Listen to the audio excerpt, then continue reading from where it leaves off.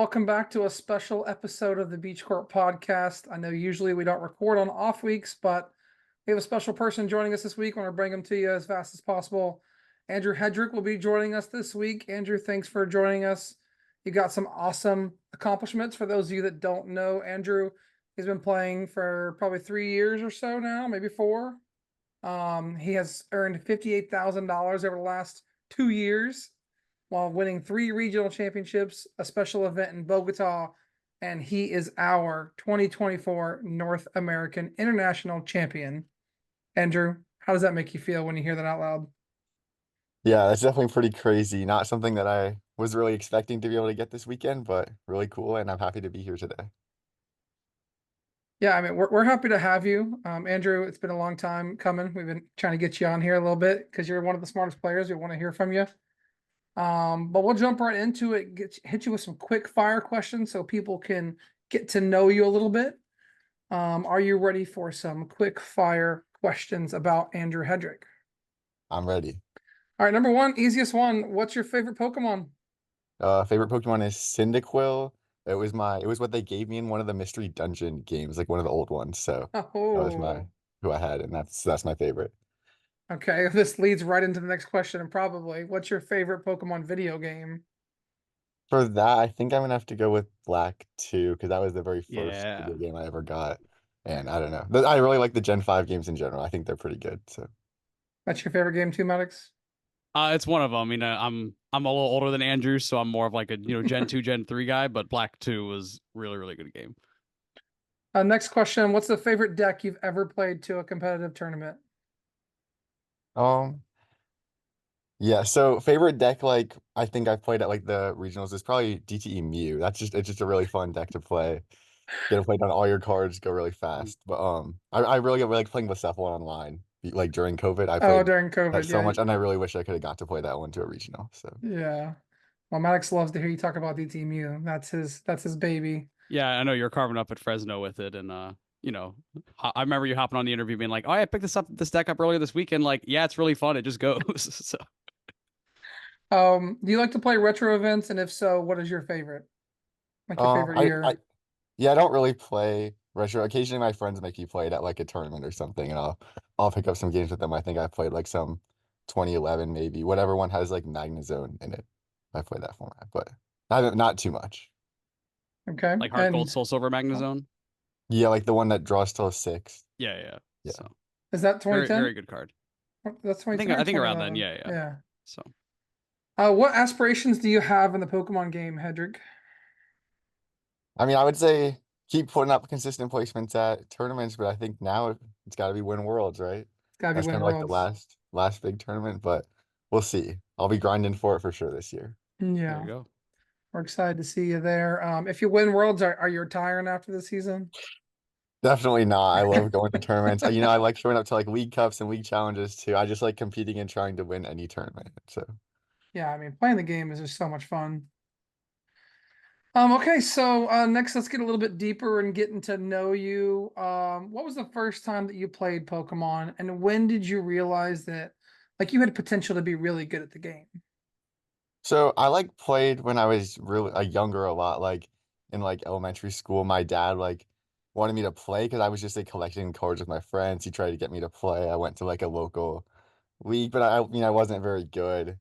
I got better over time. I got a top 4 in seniors in 2018 with Tapu Bulu GX. I still wasn't great at the game though. I definitely got pretty lucky that tournament to make it into top cut. But then I kind of quit for a year, and then COVID happened.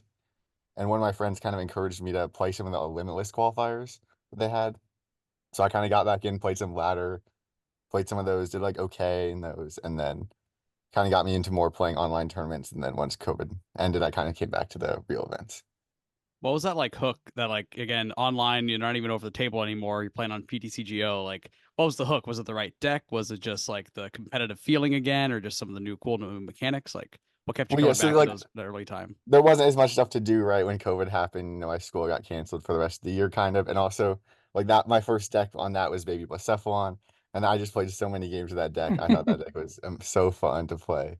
That So deck And Andrew's was just like, I'm cancer. bored. Let me just, slowly begin my journey to being an international champion. What maybe you didn't know at the time, but Yeah, definitely wasn't expecting to get that far, but yeah, I did love playing Bucephalon.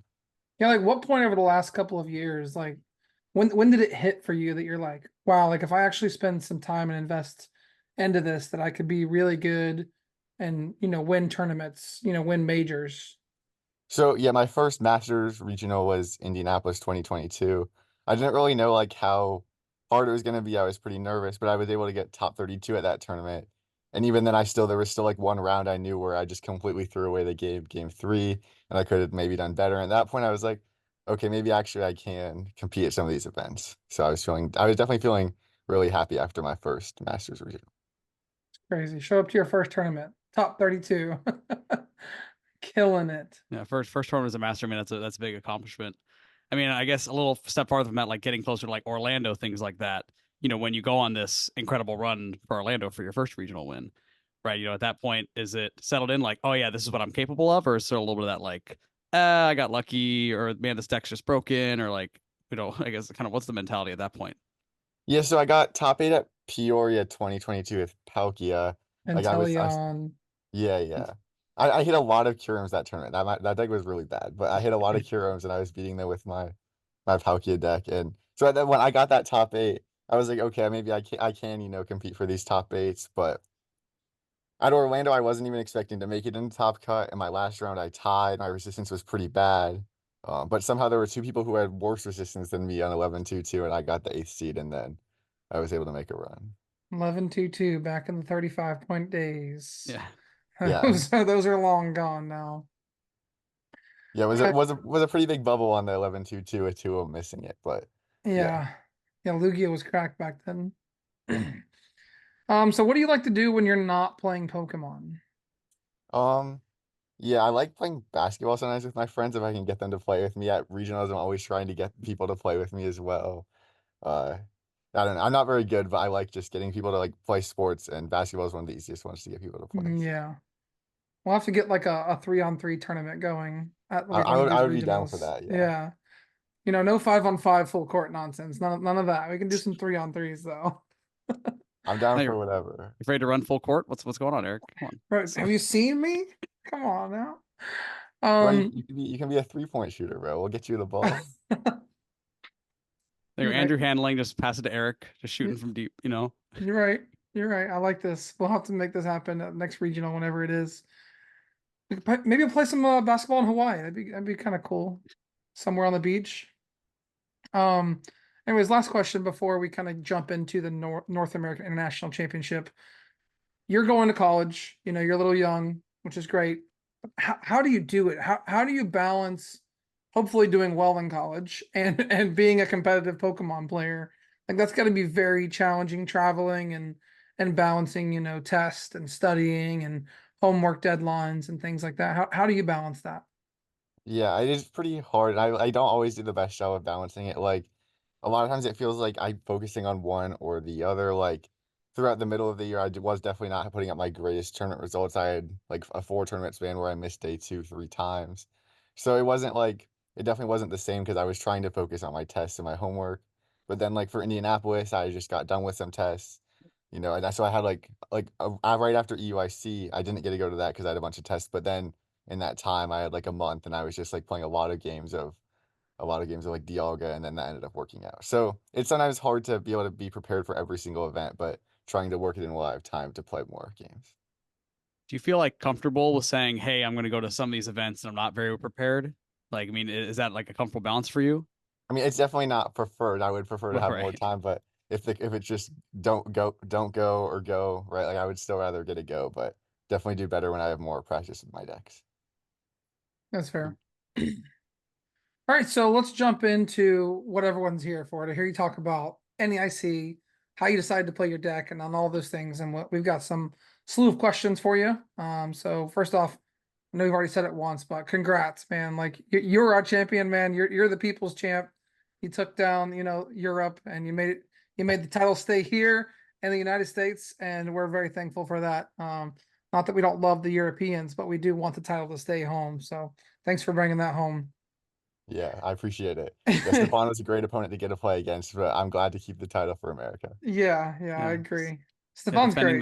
Defending the hat trick from Stefan, the NAIC hat trick, and definitely heard some USA chants from the back of the crowd after you have found prime catcher off of the flower selecting. But talk a little more about that later. Yeah.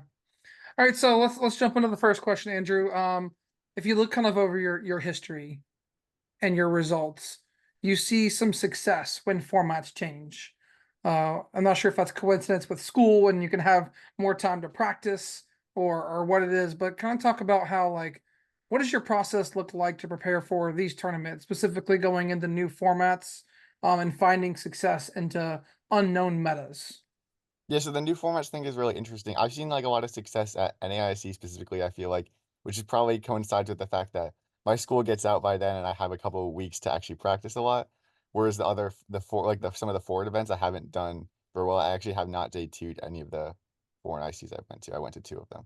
But so when you're in the new format and you actually do have time to test, that is obviously a really good thing because it does take Yeah, a lot of games to understand these new formats because it's like the decks are different, like the strategies people are going to be using are different, and that's something like where it's you can't just like make the same guesses and intuitions anymore if you don't know everything. So I would say I played a lot for this format. Like I was testing even before LA, and then I didn't really test very much for LA, to be honest. I was just spending time playing games for NAIC format.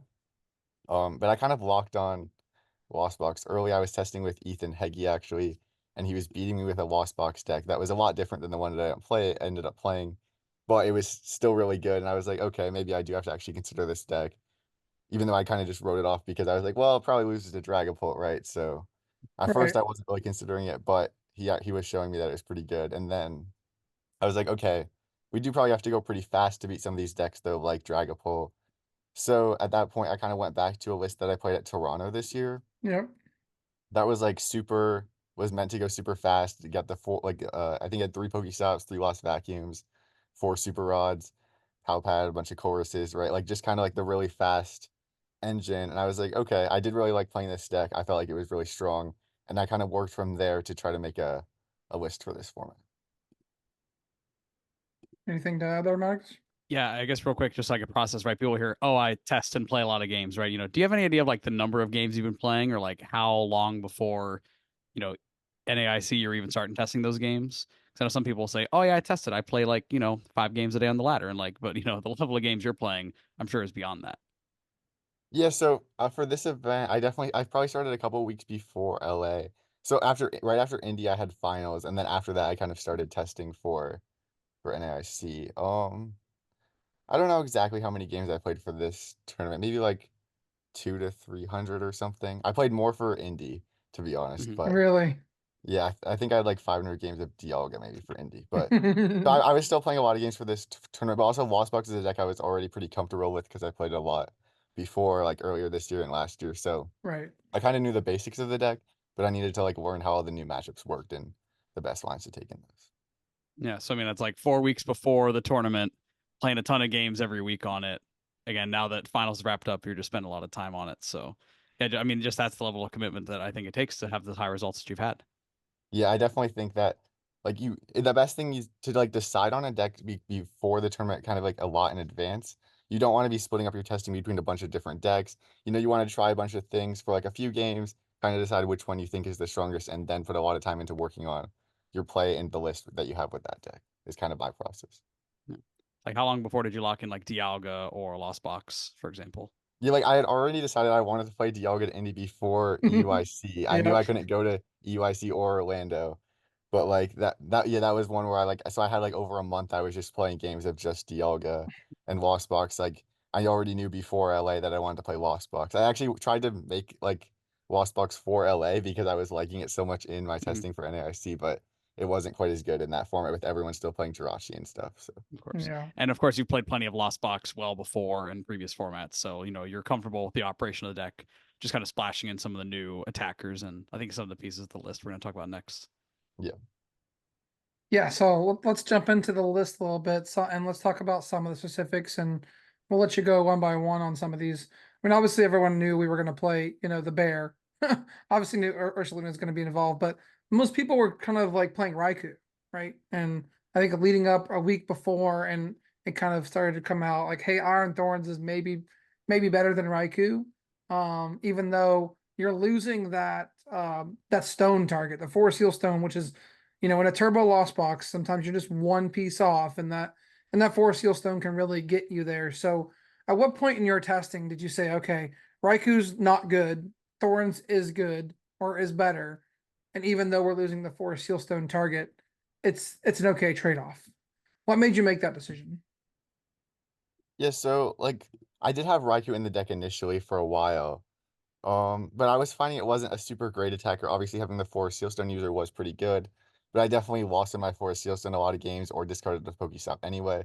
It's definitely still a really good card, but it wasn't like an every game card I was using. And I was like, well, Raiku's not like this card's not amazing, and some of my friends were hitting like Lost Box decks on ladder with Iron Thorns in them, and we were kind of making fun of it at first, like why is there an Iron Thorns in this deck?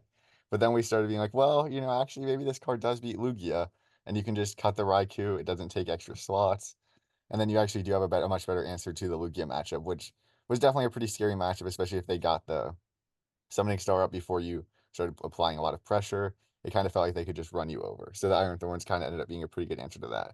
Like the card's actually not very good overall, but it does make the Lugia matchup a lot better. So that's why I ended up in that deck. Yeah.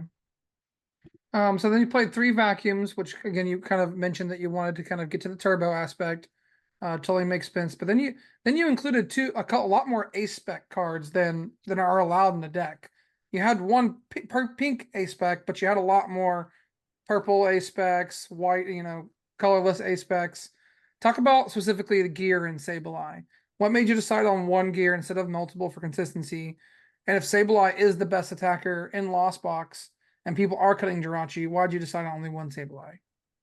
So yeah, Sableye, there was initially two in the deck. So when I was building the deck initially, I was kind of like, okay, against Dragapult, what if we just get turn two Sableye, kill their Pidgey, kill their Dreepy, or kill their Natu, kill their Dreepy or whatever, completely destroy their board and run them over. So there was two Sableyes and three Psychic Energy in the deck.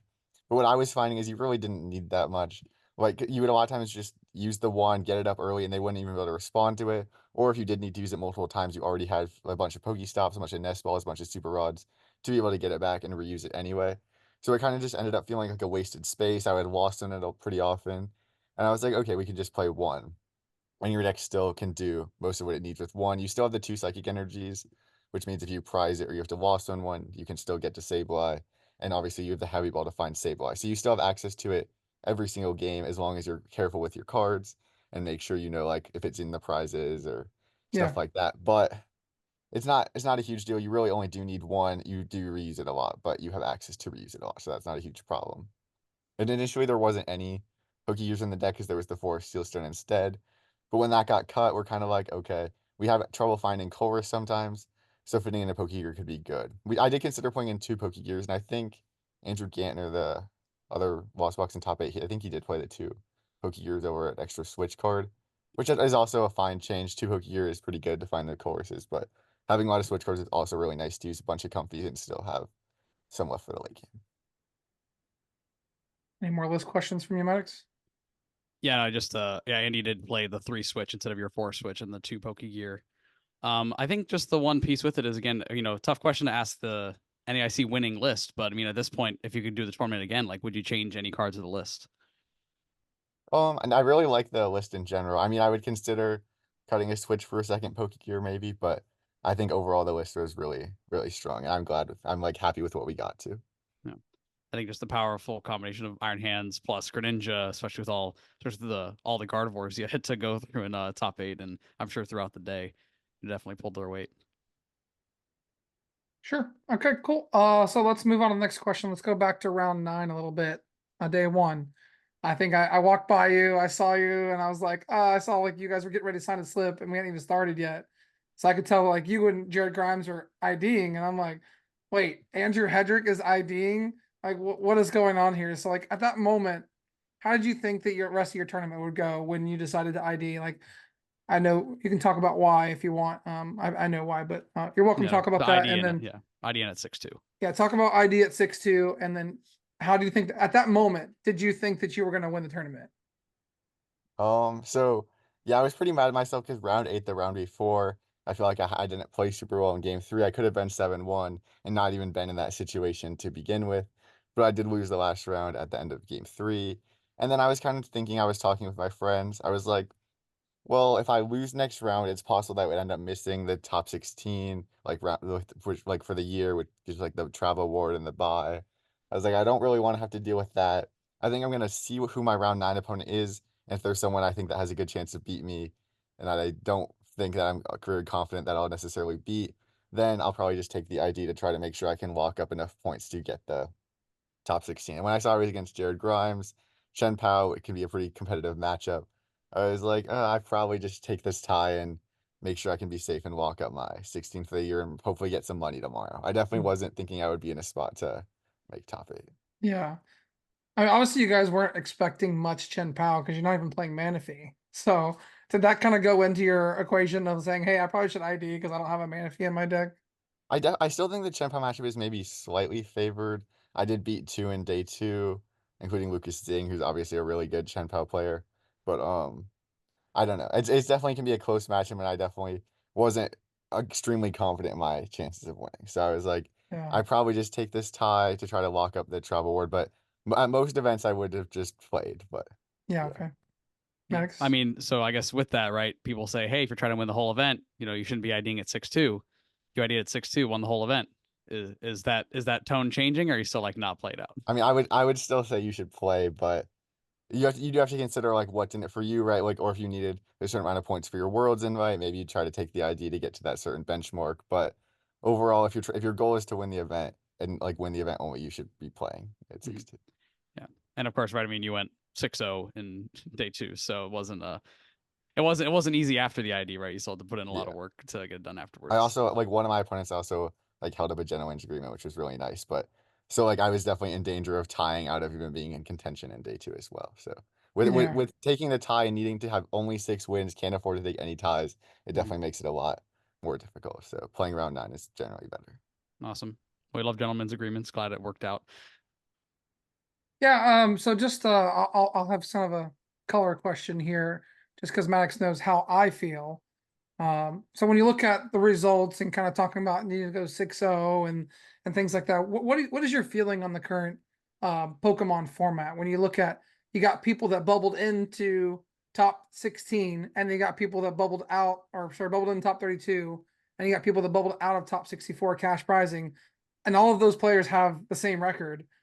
How do you feel like what recommendations do you think Pokemon should make to, or if any, change the format or resistance calculation or tiebreaker calculations, anything like that? Do you have any thoughts on that? Yeah, I've never seen anything like that. That specifically is crazy. I seen a lot of people ID'd in the last round or were just trying to get to 10-3-2 because at UIC that was like the record that got Mm-hmm. 64. I think it was pretty clean. So that probably was like a lot of people were just trying to get to that record, either with tying or, playing out their rounds in a specific way to get there, which might have been what led to so many people on that record. But that was just crazy how so many people ended up on 10-3-2. I would say I do think resistance is a little bit weird how they do it, where it's like your day 2 opponent's day 2 win rates. I'm not a huge fan of that. Like, it doesn't really make sense that if you hit someone who's 11-3, but they started 9-0, that's different than someone who's 11-3 and they started like 7-2. Or what I don't know, like I don't know why that's like seen as different in terms of calculating your day 2 resistance, but I don't know. Overall, it's kind of a hard problem to fix. Like resistance, I don't think it's necessarily a problem generally to like determine tiebreakers based on who you played against. Like ideally, it shows you had a harder run, you faced better players, but it can definitely be a problem sometimes. So I don't know. I don't really have a great suggestion to it. I think Yeah, you kind of just got to work with it and like see how your resistance is looking to kind of try to make determinations on what you need to do going into your last round. So I would yeah, definitely recommend like using Poke data to see your resistance. yeah. Just like Pokedata.okvh or whatever it OVH. is. OKH. Yeah. I mean, I know personally, I've been keeping track of this all year. I don't have exact tally, but I think it's somewhere in the neighborhood of 5 to 6 people this year. I've had a win in the top 8 and missed money at a regional. And like that to me is just like blows my mind. Yeah, because the events are so big, right? There's like such small margins that Yeah, one round from a win to a loss can like be such a big difference. yeah, it's crazy. Anyways, let's talk about top 8. Let's jump into top 8 because that's where you had to put in a lot of work. Um, you walk into the bracket, you look at it and you say, all right, I got 6 Guardies and 2 Lost Box. Like, did you feel comfortable going into top 8? Like, I'm gonna win this event, like I'm favored here. I was definitely pretty nervous because I knew a lot of the guard wars had techs for the matchup, right? Like the one I hit in top 8 played 2 Flutter mains, right? Stefan had the Clef Key and the Flutter main, which either of those would definitely make the matchup a lot harder. With just the one Flutter main, you can use the Iron Bundle and like keep getting it back with Super Rod, trying to reestablish it on your board, and then you always have the way to get out of the ability lock. But the ones that have the extra cards, like the 2 ability lock things, you can't just get around it with something like the Iron Bundle. And also, if they have the Clef Key, they can just buddy pop in for it turn 1, Yep. stick it active, and then it makes it a lot harder to play the game. So I wasn't like, I don't know if I was feeling super confident, but I definitely knew even with those cards, my deck still had to find matchups. I would rather hit the ones that don't, because that's definitely a favored matchup at that point. Like in Kaiwin, I hit in top 4. He didn't have any tech, so I definitely felt pretty good playing against his version of the deck. But the Yeah. ones with techs are definitely a lot closer, maybe even slightly unfavored. So I was definitely a little bit nervous, but I don't know. I felt like I had a chance. Yeah, that's good to hear. So, in game 1 of the finals, you're playing against Stefan. Things don't seem to be going all your way. Stefan takes a knockout on your Iron Hands, and you go down 6 prizes to 2. Like in that moment, can you explain how you made it back and what your thoughts were? Like in that matchup, like did you already know that you had routes to win?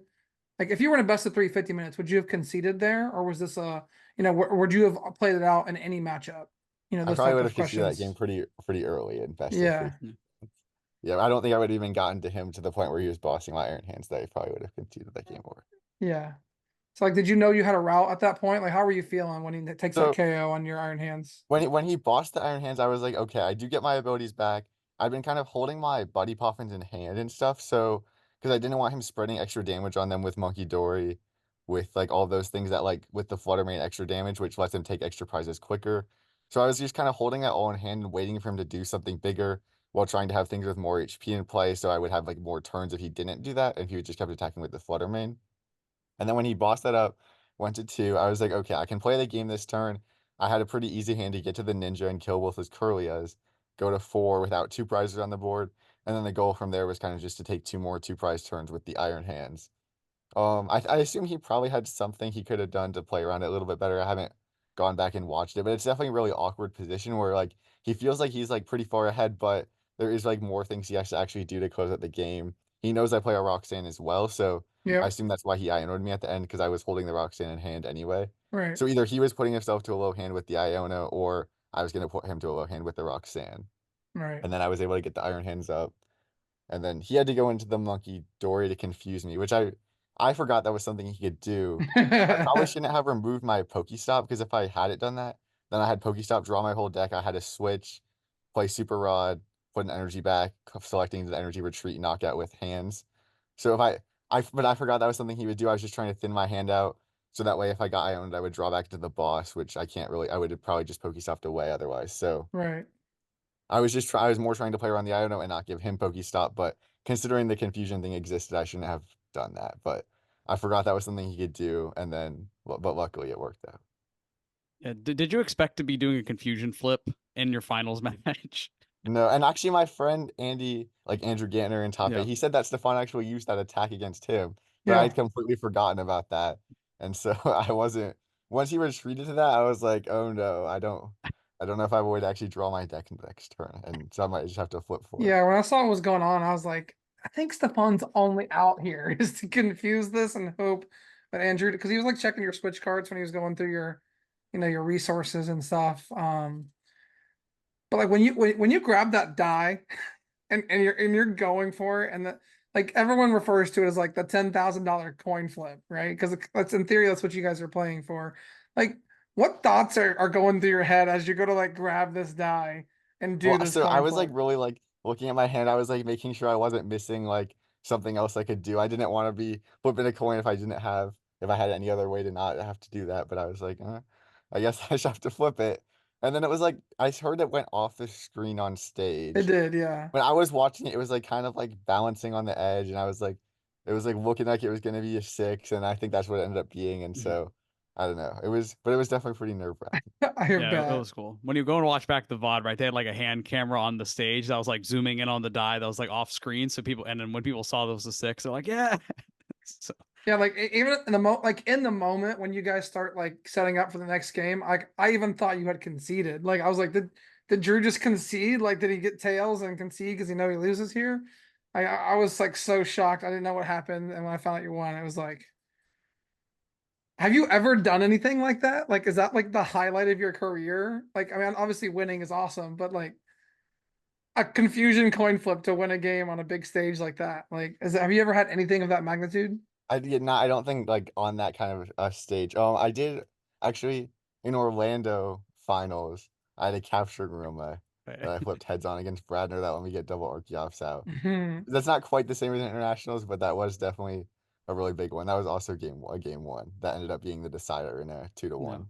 Yeah. Well, it sounds like you like flipping coins. I think Maddox does too. So maybe you guys have something in common as these Cremomatic heads. You know, they call them Cremomatics. You know how that is. uh, Yeah. I guess one thing real quick, I just want to go back to like mentality, right? You're down 6-2, and I just think of so often you'll see people talking about, you know, luck being a big factor in the game, or bricking, or it says, oh, my opponent had a clef key, I couldn't do anything. Right? Like how do you keep your mentality strong throughout a game to go and find those lines and say, hey, this is the thin line, but if I can, you know, play perfectly, right? You know, you're continuing that perfect line of thinking. Right? Like any advice you give to players, you know, on building that out and becoming stronger with that. Yeah, like you definitely have to identify, is this a game where I should be conceding or is there like no real reason for me to concede? And in my case, there wasn't a huge reason for me to concede, right? So might as well play it out all the way to the end, force him to do things. But while I'm doing that, I'm trying to look for how would I ever possibly win this game. And so I was trying to keep my board like the really limited, like to try to force him to make more like interesting decisions than just being able to attack with the flutter main over and over again, which was obviously keeping me in a spot where I wasn't doing very much. So a lot of times just trying to force your opponent to think and make a different decision than like what they are able to do, what they would just easily want to do is like the way to try to get back into a game. Good Yeah. advice. All right, so let's fast forward a little bit to game three.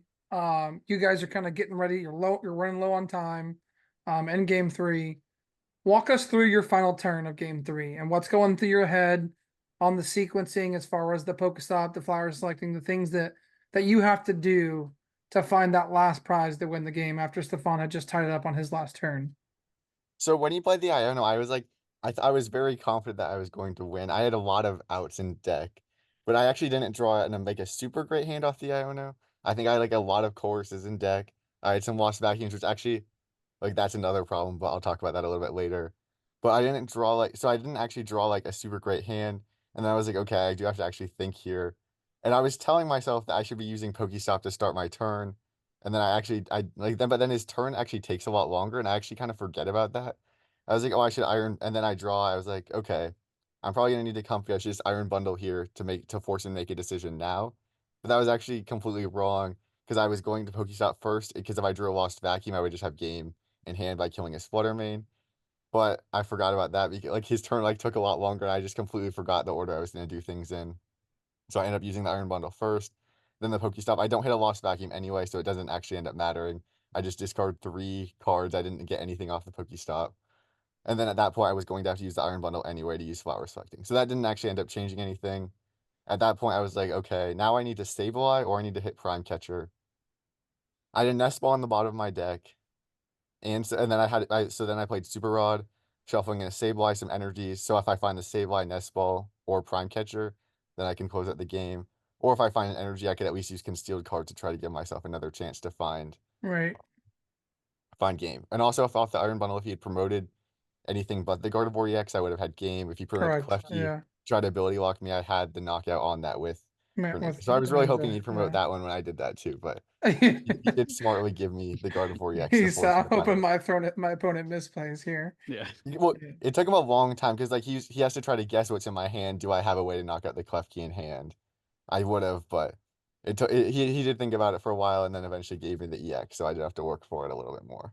So I put a Yeah. decent amount of outs into my deck, right? I had Sableye, Nestball, Right. or Prime Catcher, all of those won me the game. I Even think I had gear to other find colors as colors. well. Right. Yeah. But I discarded 2 of them off the Pokestop, but yeah, I think I had another one in there too. Well, and I think that's where, people go into these hindsight results when you Pokestop and hit 2 Colress. I was like, oh, if he just flower selects there, he finds Colress, and you're pretty close to guaranteeing finding what you need. So why specifically Pokestop before Colress in that situation? So I Sorry, should have just before done Comfy, Pokestop yeah. before everything, like before the Yeah. bundle. Because then if I found Vacuum, I would know. If I found Vacuum, I wouldn't even have to use the bundle, and then I would just have game Okay. knock like with. Whereas like otherwise, I'd have to play the bundle to use the flower selecting first anyway. So I did mess up that sequence on the last turn. Okay. Generally, it's better to Pokestop before you do anything. Also, just to give you more information about what you need to do that turn as well. Right. Especially when you're losing cards to the lost zone and you're never getting them back, right? Yeah. Yeah. Maddox, anything to add about the finals game? No, I mean, I think just an incredible job, right? That 6-2 comeback, I think, just shows, your skill is finding those outs, and again, remaining confidence for a lot of players, which says, man, they had Klefki, I couldn't do anything all game. So say, no, I have a pretty stacked hand. If you give me an opportunity, I'm going to take advantage of it. And sometimes it comes down to a coin flip, but hey, it's half the time works every time. So Yeah. Definitely a couple of things I could have done better, but I also did a lot of things well to try to put myself in a spot to win. So. How many games did you grind the night before against Carnivore with Klefki? So before the tournament, I actually like played a best of 9 against Rowan, who was staying in my hotel room with me in the matchup. But then the night before, I was just kind of taking it easy. When I woke up Sunday morning, I got him to play a best of 3 against me with Stefan 60. I won 2-1, so I was like, okay, isn't too bad. And then same thing happened in finals. It was a how many little bit confusion cleaner in my flips did you games against Rowan practice? though. I actually So, did get I was actually getting set up though, so some of the games against Rowan. So Did you practice your coin flipping before top finals that that day, wasn't or? something I knew I needed to practice. Well, it worked out for you. So we got a few more questions here before we close out. Both your top 4 and your finals match were decided in turns, even though that you were in top cut with 75 minutes. We've seen cases like this at many other tournaments, including top 4 EUIC and Worlds last year with, the Tord matchup. What are your thoughts on the current timing rules in top cut? Is 75 minutes enough for top cut matches? And do you think they should change anything? Um, I mean, obviously it benefited me this time, but I don't know. I don't know if it doesn't really make that much sense to me that they have it like this. I mean, I understand that they do need to close the venue, right? They need to get everything wrapped up. But I don't really know if adding like maybe 90 minutes instead of 75 to Top Cut would make it that much longer. Obviously, I don't run the events, but I do think that potentially making Top Cut at least a little bit longer could be a good idea to at least make the games closer to finishing. So you would kind of be like really close to deciding a winner, and at least like you could see how the game would play out a little bit better. Yeah. All right. Well, that's it for the kind of NAIC, but now we're going to talk about the deck that you played and some of the specific cards and matchups. So let's talk about Iron Thorns first. So we talked a little bit about it earlier, but what situations did you find it useful in? And what niche situations maybe you didn't think about that you found that card to be useful in the current format? Yeah, so it was really useful against both the Lugias I hit, which was the matchup it was in there for. One of them even played Flutter Mane, but I was actually still able to get there. I went for a really interesting line that game where he had Flutter Mane active, Mincino on the bench, and Lugia on the bench after his turn 1. And then I went Iron Bundle, he promoted Mincino. I powered up my entire, like my Iron Thorns that turn. Then I Iron Bundled again, and he had to actually give me the Flutter Mane. I knocked it out, and then he couldn't turn it off my ability for about the rest of the game. Because his Wow. options were give me Flutter Mane, Or and I knocked Lugia. that out, and he doesn't have that, or give me Lugia, and then he doesn't have that, and he can't Summoning Star next turn. So Right. it was really awkward board for him.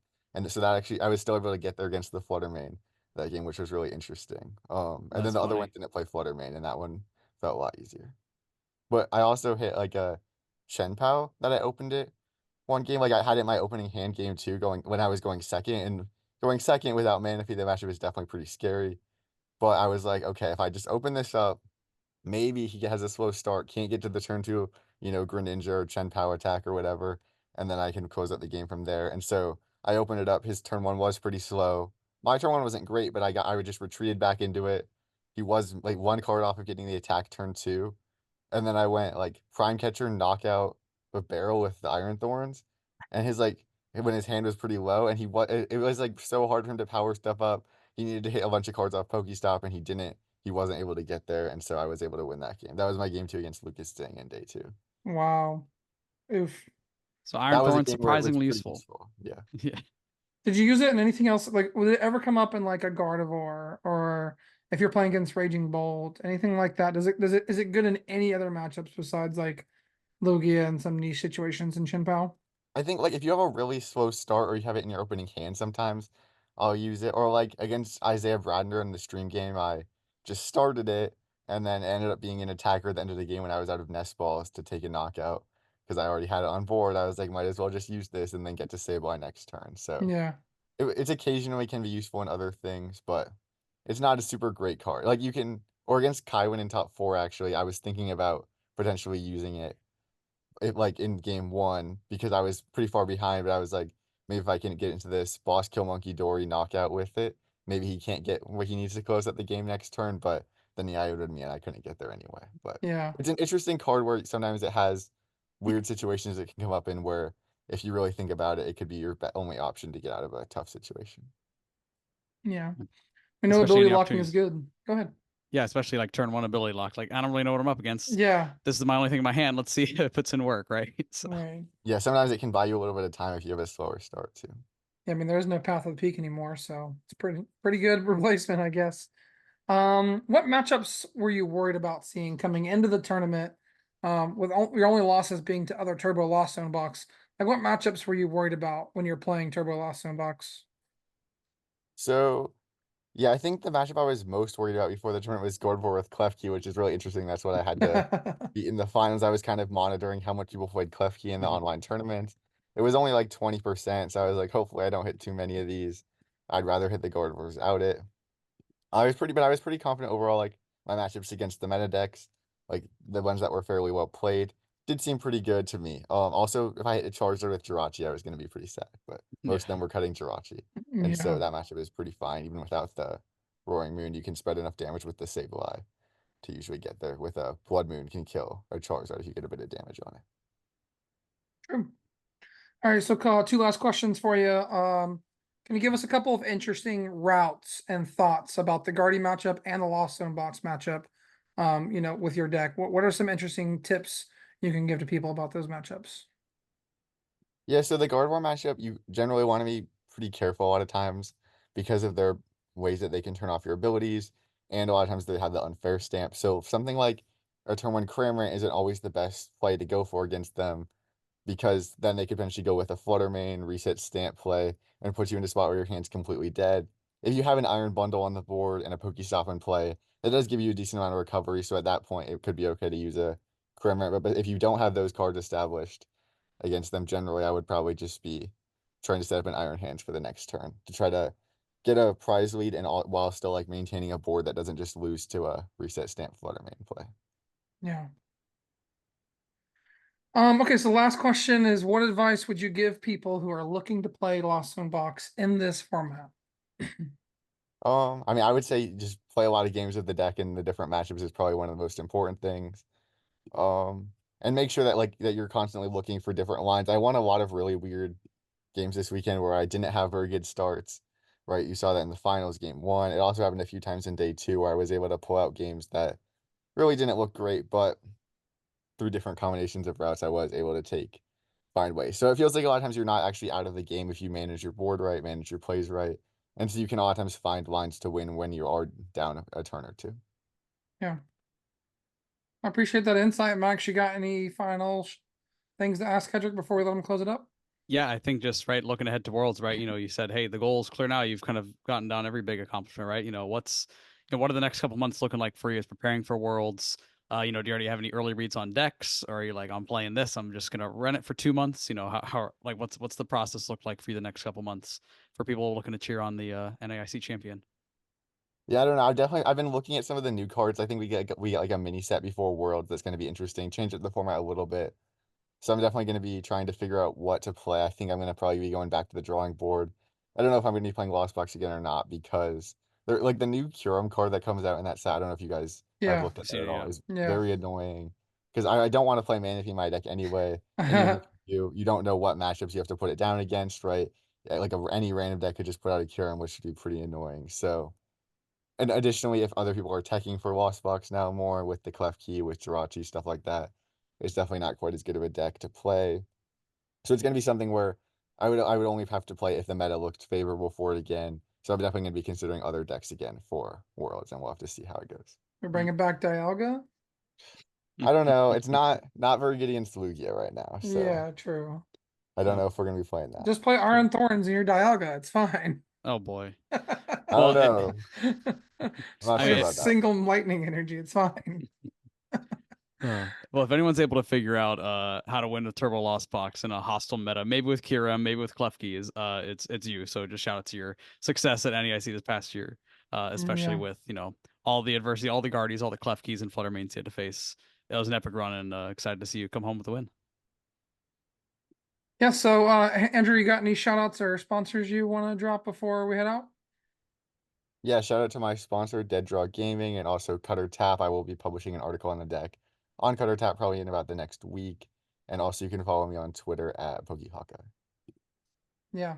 Andrew, thanks so much for coming on to the Beach Court podcast. It was great having you. Congratulations, man. I'm going to say it one last time because I can't get over it. You are our 2024 North American International Champion, and we're so happy to have you. Thanks to everyone for listening this week. Till next week, we'll have a full NAIC recap next week on our episode. Please join in next week and have a great time, guys.